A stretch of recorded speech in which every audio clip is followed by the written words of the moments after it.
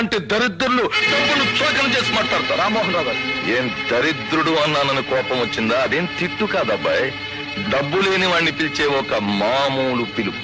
రామ్మోహన్ రావు గారు, డబ్బు లేక దరిద్రులైన వాళ్ళని చూసి జాలి పడచ్చు కానీ ఒక సంస్కారం లేని దరిద్రుని క్షమించలేము.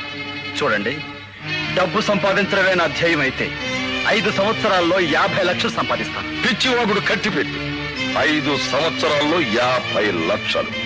హత్యలు చేస్తావా, దోపిడీ చేస్తావా, బ్యాంకులను లూటీ చేస్తావా? అవి చేతగాని వాళ్ళు చేసే పనులు. చట్టబద్ధంగా 50 లక్షలు సంపాదిస్తాను. ఒక తెలివైన వాడు తలుచుకుంటే డబ్బు ఎంత సులువుగా సంపాదించవచ్చో నిరూపించి మీలాంటి డబ్బున్న వాళ్ళకు గుణపాఠం చెప్తాను. నువ్వంత గొప్పవాడి అయితే నువ్వు చెప్పింది చేసి చూపెట్టగలిగితే నా కూతుర్ని నీకు ఇచ్చి పెళ్లి చేస్తాను.